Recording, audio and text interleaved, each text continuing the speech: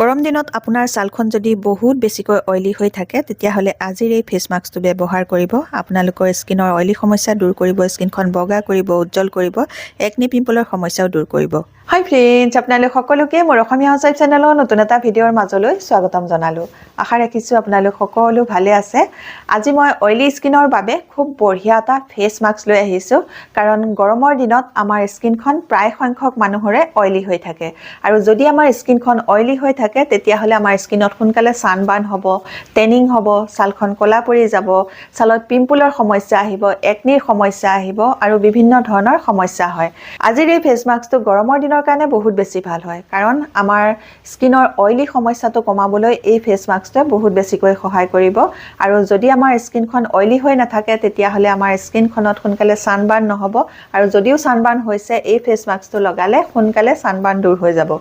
এতিয়া মই আপোনালোকক এই ফেচ মাস্কটো বনাবলৈ কি বস্তু লাগিব, কেনেধৰণে বনাব লাগিব, কেনেধৰণে লগাব লাগিব সকলোবোৰ দেখুৱাম।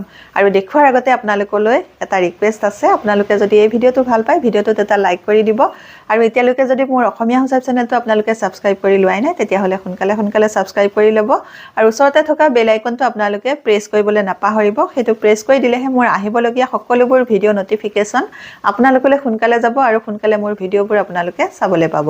ফেচ মাস্কটো লগোৱাৰ আগত স্কিনখন ভালকৈ ক্লিন কৰি ল'ব লাগিব, আৰু ক্লিন কৰি লোৱাৰ পাছতহে এই ফেচ মাস্কটো লগাব লাগিব। এতিয়া মই আপোনালোকক খুব বঢ়িয়া এটা ঘৰুৱা সহজ ক্লিনজাৰ বনাই দেখুৱাম। সেই ক্লিনজাৰটো আপোনালোকে প্ৰথমতে স্কিনখন ক্লিন কৰি ল'ব, তাৰ পাছতহে ফেচ মাস্কটো লগাব। এতিয়া ক্লিনজাৰটো বনাবৰ কাৰণে মই লৈছোঁ এয়া 2-3 চামুচৰ জোখাৰে কেঁচা গাখীৰ। আৰু যদি আপোনালোকৰ ঘৰত কেঁচা গাখীৰটো নাথাকে, গৰমোৱা গাখীৰটো আপোনালোকে ঠাণ্ডা কৰি ল'ব পাৰিব। গৰমোৱা গাখীৰ হ'লেও হ'ব, কিন্তু ঠাণ্ডা কৰি ল'ব। আৰু এতিয়া মই গাখীৰ ল'লোঁ এয়া 2-3 চামুচৰ জোখাৰে। ইয়াতে আৰু এবিধ বস্তু এতিয়া মিক্স কৰিম। ইয়াতে মই এতিয়া মিক্স কৰিম অকণমান মৌ ল'ম আধা চামুচৰ জোখাৰে। মৌ আৰু গাখীৰ দুইবিধ বস্তু মিক্স কৰি লৈছোঁ। গৰমৰ দিনত আপোনালোকে স্কিনত কোনো কেমিকেলযুক্ত ফেচ ৱাছ ব্যৱহাৰ নকৰি এনেকুৱা ধৰণৰ খুব ধুনীয়া এটা ক্লিনজাৰ তৈয়াৰ কৰি ল'ব, যিটো ক্লিনজাৰ আপোনালোকৰ স্কিনখনো চাফা কৰিব আৰু লগতে গ্ল' কৰিবলৈ, স্কিনখনৰ উজ্জ্বলতা বঢ়াবলৈও বহুত বেছিকৈ সহায় কৰিব। এটুকুৰা কটন লৈছোঁ, কটন টুকুৰা ইয়াতে তিয়াই এতিয়া ধুনীয়াকৈ মুখত লগাই মাছাজ কৰি স্কিনখন ক্লিন কৰিম। এনেকৈ ক্লিন কৰিলে স্কিনখন ডিপ ক্লিন হ'বলৈ সহায় হয়। আমাৰ নোমৰ গুৰিত যিবোৰ লেতেৰা, ধূলি, বালি, প্ৰদূষণ আদি লাগি থাকে, এই সকলোবোৰ ধুনীয়াকৈ চাফা কৰি আনে। 2 মিনিট মাছাজ কৰি স্কিনখন ক্লিন কৰি লোৱাৰ পাছত এতিয়া এখন ভিজা ৰুমাল লৈ মুখখন ভালকৈ মচি পেলাম। আপোনালোকে মুখখন মচিও ল'ব পাৰে, নহ'লে ঠাণ্ডা পানীৰে মুখখন ধুনীয়াকৈ ধুইও ল'ব পাৰে। এতিয়া স্কিনখন ক্লিন কৰি লোৱাৰ পাছত আপোনালোকক মই ফেচ মাস্কটো বনাই দেখুৱাম। কি বস্তু লাগিব ফেচ মাস্কটো বনাবলৈ চাওঁ বোলো। এই ফেচ মাস্কটো বনাবলৈ মই লৈছোঁ এটা আলুটো প্ৰথমতে বাকলিটো গুচাই ভালকৈ ধুই ল'লোঁ। ধুই লোৱাৰ পাছত এখন পিহনাত আলুটো ভালকৈ পিচি ল'ম, আৰু এই গোটেই আলুটো নালাগে, অকণমান হ'লেই হ'ব। এতিয়া মই আলুটো পিহনাখনতে পিহি লৈছোঁ, আপোনালোকে মিক্সিটো গুড়া কৰি ল'ব পাৰে, আৰু গোটেইটো আলু নালাগে, অকণমান মই পিহি ল'লোঁ, আধা এয়া থৈ দিম। এতিয়া এই পিহি লোৱা আলুখিনি মই অকণমান সময়ৰ কাৰণে থৈ দিম। এতিয়া মই এই বাতিটোত আন কেইবিধ বস্তু লৈ ল'ম। প্ৰথমে লৈছোঁ এয়া পিঠাগুড়ি আমাৰ ছালৰ ৰংটো বগা কৰিবলৈ, ছালখন নিমজ কৰিবলৈ বহুত বেছিকৈ সহায় কৰে। আৰু এই পিঠাগুড়ি এচামুচৰ লগত এতিয়া মই আধা চামুচৰ জোখাৰে মচুৰ দাইলৰ গুড়া ল'ম। মচুৰ দাইলৰ গুড়াটোৱে আমাৰ স্কিনৰ অইলি সমস্যাও কমাবলৈ সহায় কৰে, আৰু লগতে আমাৰ স্কিনখন বগা কৰিবলৈ, ছানবাৰ্ণ দূৰ কৰিবলৈ বহুত বেছিকৈ সহায় কৰে। এতিয়া মই ইয়াৰ লগতে মিক্স কৰিম অকণমান কস্তুৰী হালধি।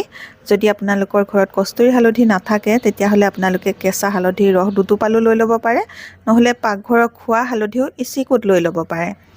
এতিয়া মই কস্তুৰী হালধিটো ভালকৈ মিক্স কৰি ল'লোঁ। মিক্স কৰি লোৱাৰ পাছত ইয়াৰ লগতে মই মিক্স কৰিম অকণমান মুলতানী মিট্টি।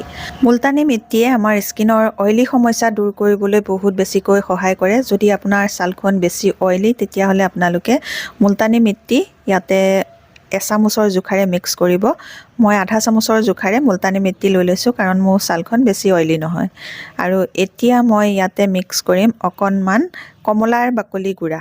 কমলাৰ বাকলি গুড়াটোত কমলাটোতকৈ বেছি পৰিমাণে ভিটামিন চি পোৱা যায় আৰু ভিটামিন চিটো আমাৰ স্কিনৰ কাৰণে বহুত বেছি ভাল হয় কাৰণ ভিটামিন চি আমাৰ স্কিনখন টাইট কৰি ৰাখিব পাৰে গ্লোয়িং কৰিব পাৰে আৰু লগতে কলা দাগ দূৰ কৰিবলৈ বহুত বেছিকৈ সহায় কৰে ইয়াৰ পাছত মই আনিছোঁ এইটো মুলেঠি পাউডাৰ যদি আপোনালোকৰ ঘৰত মুলেঠি পাউডাৰ আছে তেতিয়াহ'লে মিক্স কৰিব যদি নাই তেতিয়াহ'লে আপোনালোকে এই মুলেঠি পাউডাৰটো স্ক্ৰাব কৰিব যদি আপোনালোকৰ মুখত কলা দাগ আছে তেতিয়াহ'লে এই মুলেঠি পাউডাৰটো আপোনালোকৰ ঘৰত ৰাখিবই কাৰণ মুলেঠি পাউডাৰে আমাৰ স্কিনৰ কলা দাগ দূৰ কৰিবলৈ বহুত বেছিকৈ সহায় কৰে আৰু এতিয়া মই লৈছোঁ ইয়াতে অকণমান দৈ নিজৰ জোখমতে ল'ব দৈ মই 2 চামুচৰ জোখাৰে লৈছোঁ গৰমৰ দিনত আমাৰ স্কিনত দৈ লগোৱাটো বহুত বেছি ভাল হয় দৈয়ে আমাৰ স্কিনখন সফ্ট কৰিবলৈ গ্লো কৰিবলৈ বহুত বেছিকৈ সহায় কৰিব দৈখিনি ভালকৈ মই ইয়াৰ লগতে মিক্স কৰি ল'লোঁ এই গোটেইখিনি বস্তু মিক্স কৰি লোৱাৰ পাছত এতিয়া মই ইয়াতে মিহলাম